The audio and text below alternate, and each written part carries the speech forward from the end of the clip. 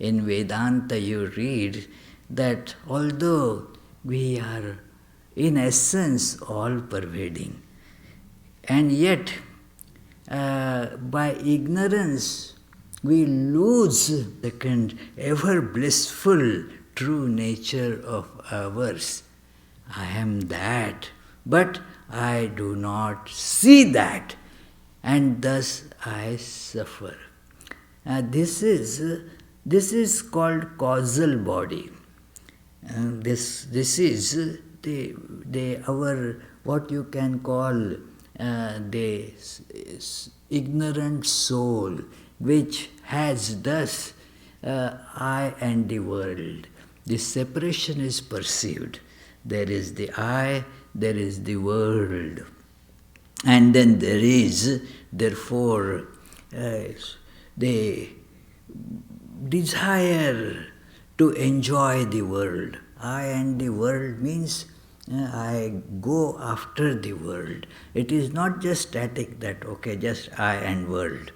But then this manifests further, and then it therefore acquires various avenues for this fulfilling the desires. The desires become further manifold, and then this manifests into what is called subtle body. This subtle body is like just, I'm not going to be very technically correct today because we want just to get an idea that it is like the mind at the mental level, it starts functioning. So there are so many innumerable desires in mind, and then in mind they get plans to fulfill them. They get connected with the subtle world. The world also is of that mental level then. So that is how it is the subtle body. In the Sanskrit it gets called Sukshma Sharira. And then there is, then it further, the desires, they further grossify. Gross objects in the world are pursued through that. We see that in our life. Like one may get a desire, and you can see those desires functioning in one's dream. A dream, then you feel that, okay, in dream I am eating this. A desire to eat something, and then in dream you are eating it. That object is also not the physical one. The desire is functioning through the mind. The object also thus is of that level. When you are dreaming, you cannot eat, say, a real cake. You have a desire to eat cake, but then in the dream that cake also is the dream cake. So in the dream alone it can be devoured. So that is how these objects are. The eater is also at subtle level. The object of eating, that the food, is also at the subtle level. So that is another level that we function on. And then there is the gross level, where we have this physical body, and this physically we think this is I, and then there is this physical world that we go after, and thus that becomes the physical life. So the goddess, the Divine Mother, has also the birth at these three levels. At the causal level, where it is the body is just ignorance, it is described that the demons they are described as, they just by ignorance, it is now the one gets perceived as two, I and mine. This I and mine perception becomes the two demons, Madhu and Kaitavha. That is how they are described here, these names, Madhu and Kaitavha. And the Divine Mother takes a form, very interesting form. There is no particularized form at that level of just causal existence. There are no forms. So the Divine Mother also has no particular form that we can think of there. That form, that birth of the Divine Mother at that level is just to remove the ignorance. The ignorance is removed by this goddess by making the Lord wake up to its true nature. And it wakes up, and then the fight ensues, and then ultimately this your true self gets manifested through this fight, and thus you realize the goal of life. The next stage that we will be discussing today mainly is this mind. This spiritual struggle mainly goes on at the level of the mind. Mind is all, that is, as Sri Ramakrishna and Holy Mother emphasized, that mind is all. Even in Vedantic texts like Upanishads and Bhagavad Gita, therefore a lot of emphasis is on that cleaning our mind, because that is the most difficult job or most significant job, to keep the mind clean, clear, and it perceives then the truth. It is said that by mind you are bound, and by mind you are freed also. The mind that is running after the various sense objects, that binds you. The same mind, when it chooses to inculcate the truth, then that mind frees you. So by mind you are bound, by mind you become free. So the birth of the goddess is described at that level, and very helpful this passage which is called the Madhyama Charita, because it is at the middle level. So this birth of goddess at this middle level, Madhyama Charita, a biography of the Divine Mother at this middle level, that is being described at the mental level. The fight went on between the devas, the angels and demons, and the demons became victorious. It is described here that the fight between the gods, Devas Suramad Abhut Yuddham Purnam Abda Shatam Pura Mahishe Asurana Nam Adhipe Deva Nam Cha Purandare. And then it says that this fight for many thousand years it went on. And in that fight, in these stories, nothing happens in less than 1,000 or 10,000 years, It is just to tell that these things keep on going on with us for a long time. It also describes the importance of patience. It is, we in our childish hurry want to achieve things very quick. But no, you have to be patient. It itself, therefore, patience is described as a great virtue.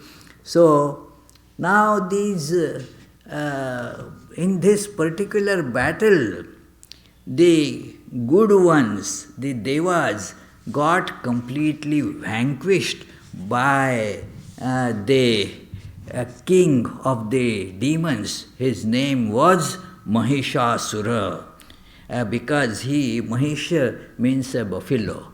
And his demon had taken the form of a mighty buffalo, and so is called Mahishasura, demon in the form of a buffalo. So here the goddess also gets named Mahishasura Mardini, the killer of the demon in the buffalo form, or buffalo demon. Killer of buffalo demon, that is Mahishasura Mardini. It is now what happened? All these angels, deprived of their kingdoms, their respective territories where they were functioning, all of them, they then went to the vanquished devas, headed by Brahma, the Lord of beings, went to the place where Shiva and Vishnu were. Lord Shiva and Vishnu were there, and they placed their how they are suffering. Their woes were placed before these godheads. In Hindus, the God is thus, the three aspects are described: the aspect of creation, sustenance, and destruction, as Lord Brahma, the creator, who according to the divine plan creates everything. Then there is the sustainer called Vishnu, that Vishnu sustains everything. And then there is the Lord Shiva, in whom everything goes back to its causal state, and in that sense is the destroyer, that is called Shiva. So these three consulted, and then they became very angry. Something now has to be done to control this terrible demon, eliminate this terrible demon. So it is now formed kind of an assembly to do something tangibly about it, not just discussion. Like the story of the mice discussing about what is to be done with the cat that is eating them. In our childhood, everybody must have read that story, but then it has become then an idiom. Who is going to bell the cat? They decided that if we put a bell around the cat's neck, then we will know as the cat is coming, and then we can hide ourselves. But then they started hesitating. Who is going to take up that onerous responsibility of putting a bell round the neck of the cat? And then as they were discussing, the cat just approached. They heard the cat coming, and the assembly broke there. Many were also killed by the cat at that moment. So here these devas, they assemble to have a practical plan, and practical plan of all these require a very cooperative effort. It is a cooperative effort is needed for this purpose, and we will see that this is what is needed in our life also, a harmonious building up of all aspects of our personality, putting them together, bringing them into an alignment. Then this goddess gets born out of all this assembly there. So this is how it is described here, that these devas decided now that we all must contribute. It is because we were fighting for individual honor, individual recognition, we were kind of divided. Our interests were not all unified, and thus we were divided and were vanquished. Thus, now what happened when they,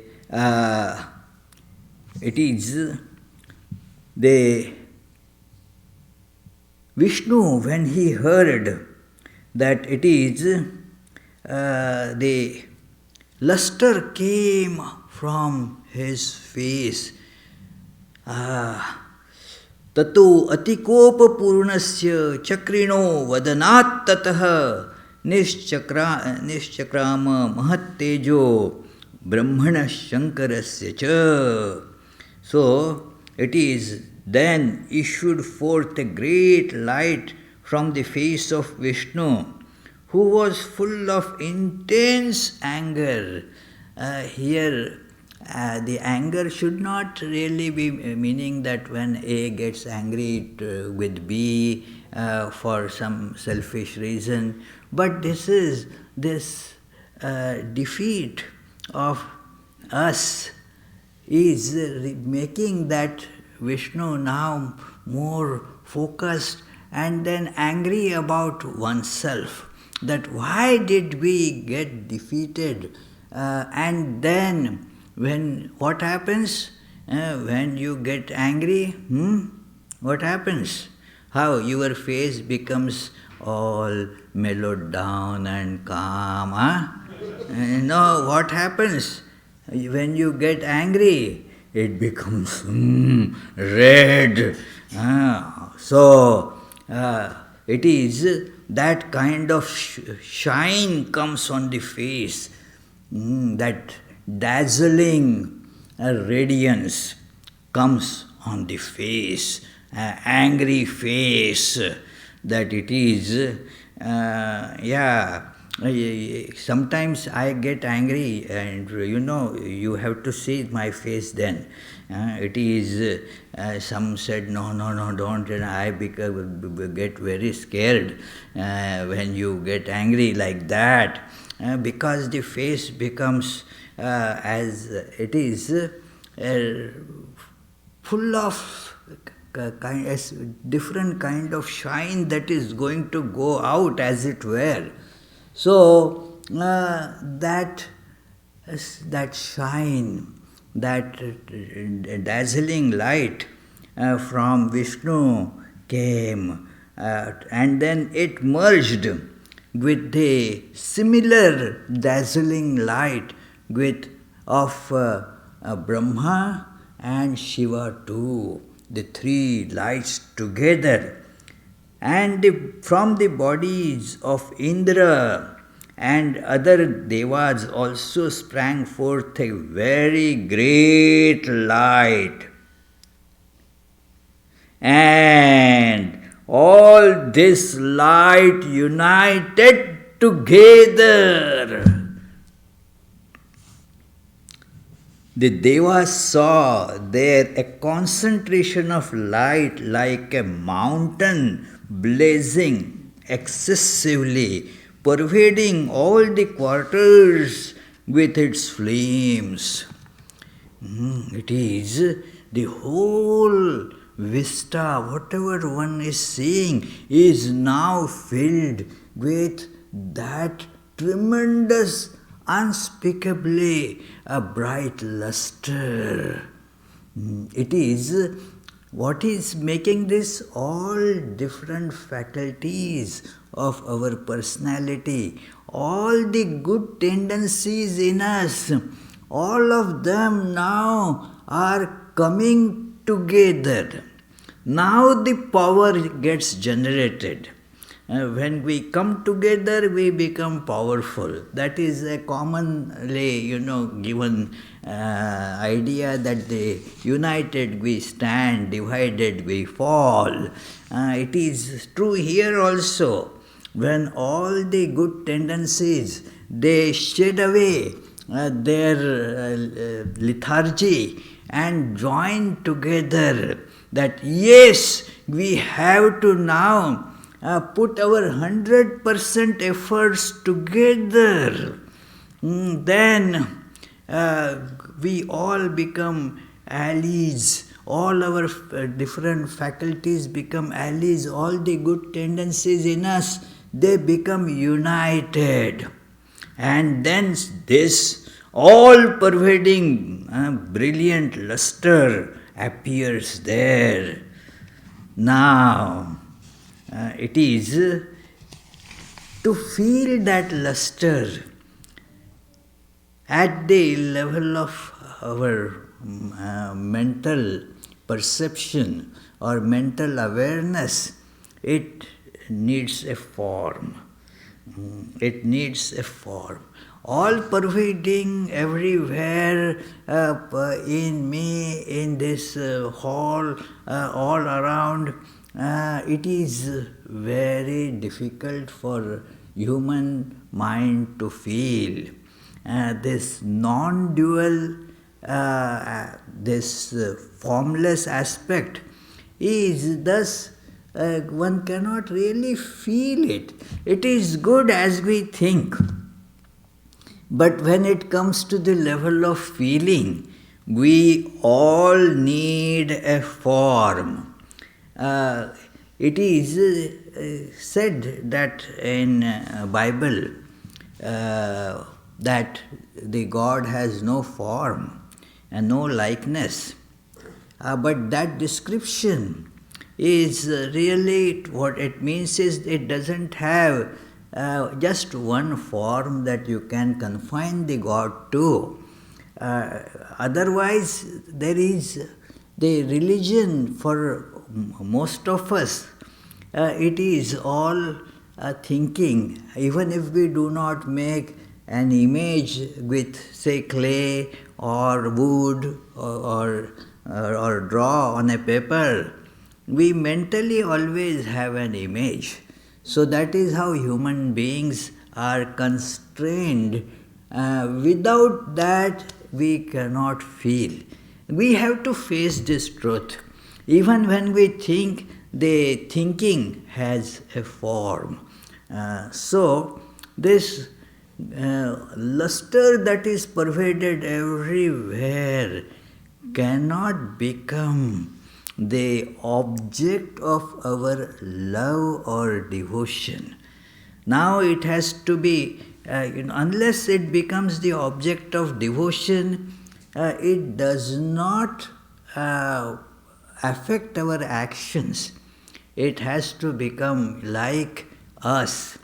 That is an anthropomorphic idea. God, we say that God has created this universe. Yes, that is how God, we imagine, we assign this function to God. Hey God, you create, protect, destroy the world. You are the creator. God, and then we write that how God created in the scriptures. But this is actually our creation. And therefore, just to give a counterpart to what the Bible says, it says that God created man after his own image. It is, but Swami Vivekananda says that actually it is man has created God after his own image. And therefore, the goddess that we are seeing now will have all the human features, although beyond the name, beyond the form that God will have, that all the features it is described as female. This is a very important aspect in the Hindu way of living a religious life.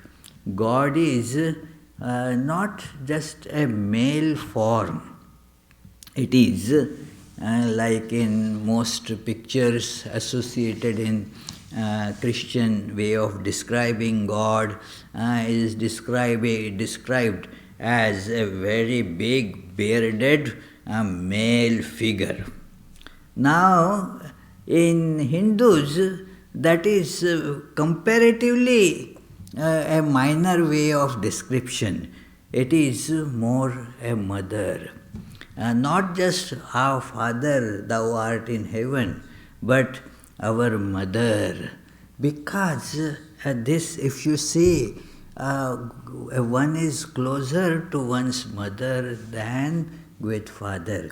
With mother, you feel more close, confident, hope, and your hopes are all centered that my mother will protect me, my mother will give everything to me, and so forth. Mother is thus dearest as a child, and everything is thus confided to mother, my mother.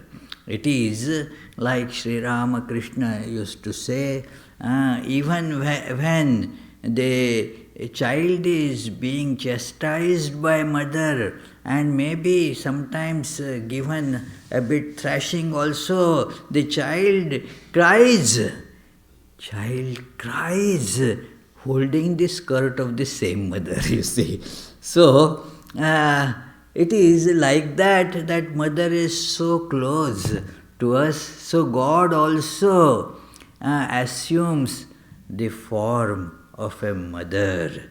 So this luster, it is Atulam tatra tattejha sarvadeva sharirajam ekastham tadabhun nari vyapta lokatrayam tvisha.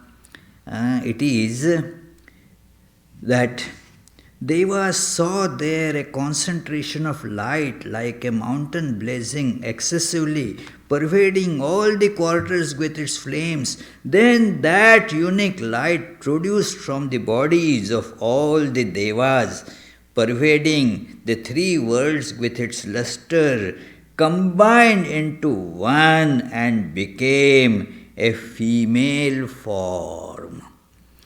See, the goddess is having her birth now. How the birth came, we should not forget how this birth came.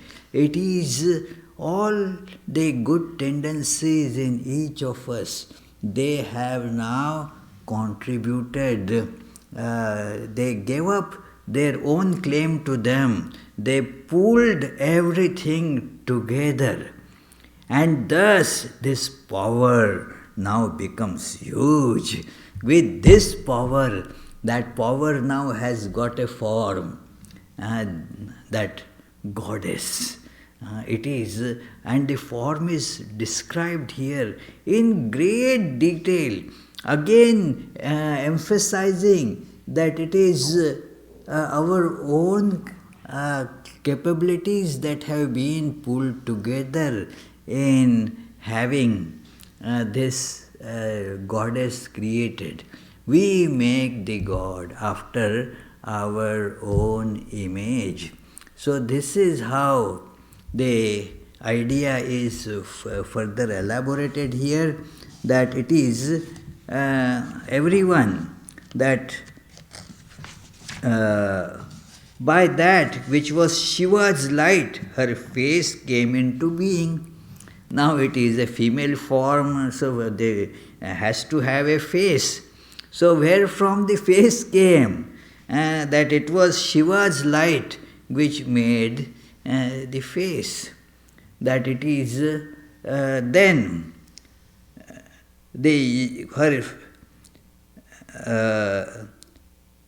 by Yama's light her hair. Now every detail, she is female, now all the attributes of a female body will be described here. Uh, by Vishnu's light, her arms, and by Chandra, that is moon, by the light of moon, her two breasts, by Indra's light, her waist, by Varuna's light, her shanks and thighs, and by earth's light, her hips. By Brahma's light, her feet came into being, by Surya's light, her toes, by Vishnu's light, her fingers, by Kubera's light. These are all different demigods described here. They actually represent various good, nice tendencies which, when properly put in the right place, then they become helpful to our spiritual life. So this is going on. By Prajapati's light, her teeth came into being, and similarly by Agni's light, her three eyes were formed. The light of the two Sandhyas became her eyebrows. The light of Vishnu, her ears. The light of Vayu, her ears. The manifestation of the lights of other devas too contributed to the being of the auspicious Devi. Now thus the Devi is formed. That all our powers, now they have been pulled together. They have now gotten rid of their other selfish interests. So now they are now combined together in the proper way. Any such thing that we use, for example, a car, and now there are so many thousands of small or big parts in a car, and now each of them is important. Each of them is important when put in the proper place, in a proper order, then it becomes a useful vehicle. Otherwise, it is not of much use. The things have to be properly combined, and this is true with our personality too. A very important challenge in spiritual life is integration of our personality. That is extensively described in Upanishads and Bhagavad Gita. There is a very nice book that I many times speak of. That book has helped me a lot, and that book, the title is Meditation and Spiritual Life by Swami Yatishwarananda. So there he describes this idea of integration of personality. Our various different tendencies, different aspirations, they have to be pulled together. If they are not joined together, if they are not combining their forces for the upliftment of life as a whole, then they become, cause of tension, stress, problems, and so forth. For example, just you can see this, that there is a tendency in me to, say, visit different places of the world. Many have this, and they tell also that, Swami, I want to see the world. I want to travel here, travel there, travel there. Very good idea. Now, with that, there is other tendency that, sit quiet at a place and meditate. Now the two come at loggerheads. If you are traveling, running about, how can you be at a place steady and sitting and meditating? The two are therefore not really cooperating with each other.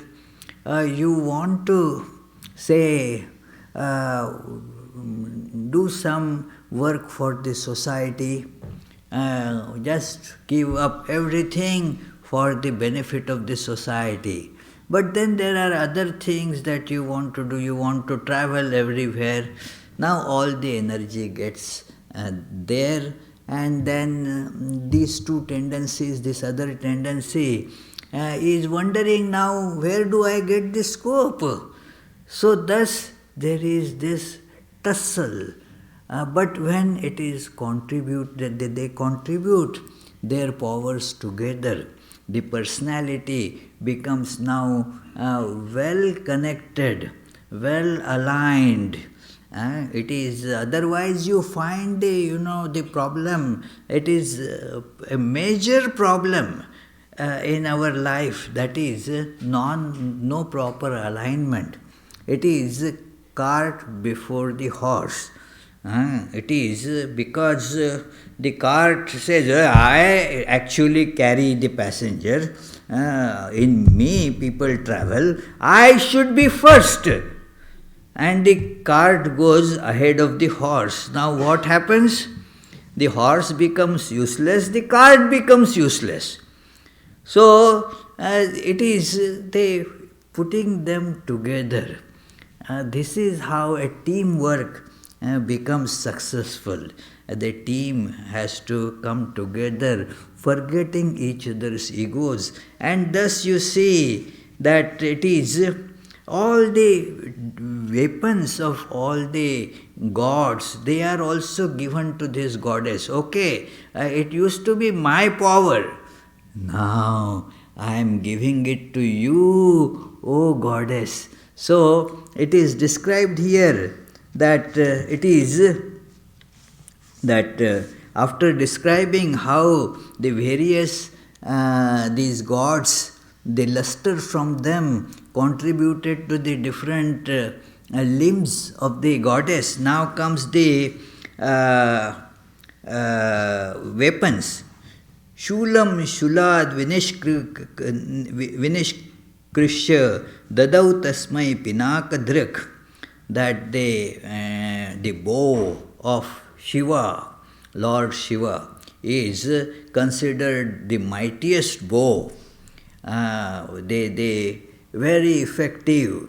So that Shiva gives.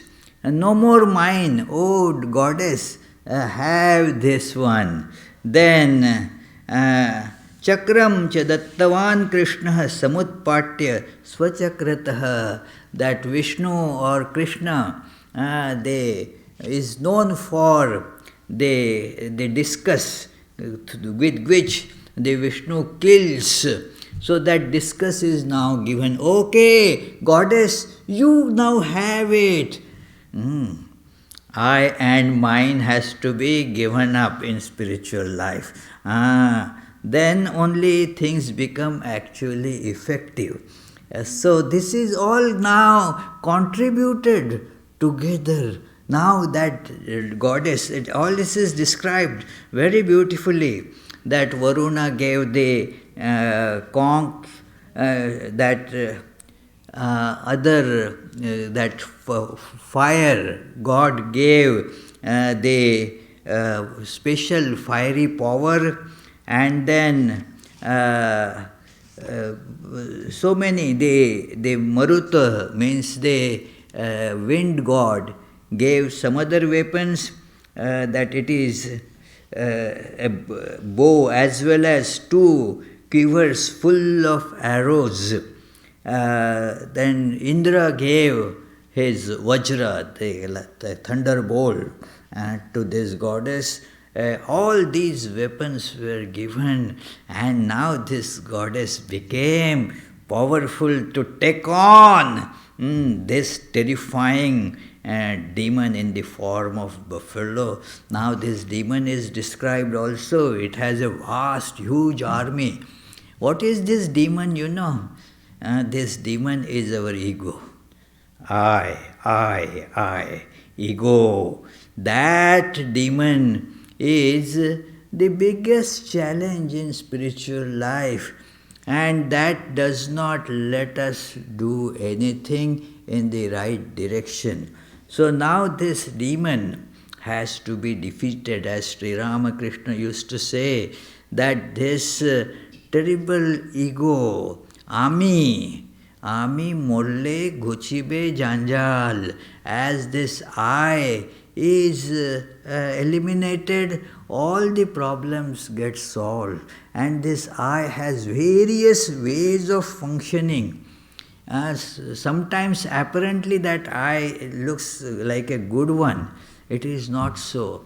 A very complex way of functioning of ego. I am very spiritual. That is also an ego, It is that you guys, what you do, I am very spiritual, I know. So this is also a form of ego. It is in everything. Sometimes it takes the form, I am the humblest one. That nobody can be humbler than I am, So that is another form of ego.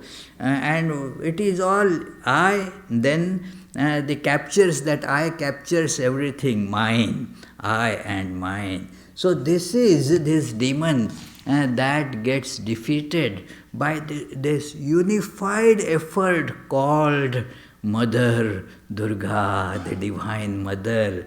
Thus, just ask yourself, who made the mother? Where from she is born? Who gave Divine Mother birth? Yes, thank you, Teresa. We gave birth to Divine Mother by this process. This is the process of giving birth to Divine Mother as per the scriptures. And thus, our good tendencies, the description goes further, that this army is huge. This ego's army is really big and powerful army. It is described in millions. So it is like, again, this is Purana, means the truths being described in stories. And just to make us understand that they are stories, it is all hyperboles are put in it. That it is, this demon has 100 millions of horses and chariots at his disposal. This demon has some such things at his disposal. All that is described in great details. But the idea is, it is all my army. It is the ego that goes there. And then how the goddess kills them all and kills finally the ego too, is described in the verses or the chapters that come after this. So thank you, friends. If you have some questions, we can discuss them now. And if not, we shall move ahead with our other things. Do you have any questions? Maybe we can just meditate for a minute, and then I should give you some time to phrase your questions.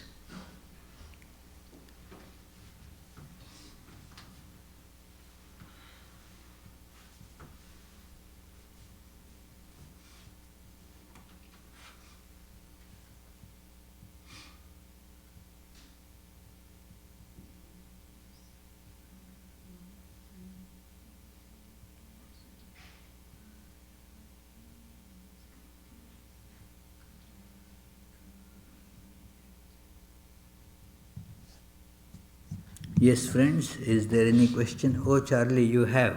You said there is sometimes a conflict between travel and spiritual life, and between benefiting society and travel. Is there also a conflict between benefiting society and spiritual life? Benefiting? Society and... Well, as I mentioned, all these tendencies, they are conflicts when they run against each other.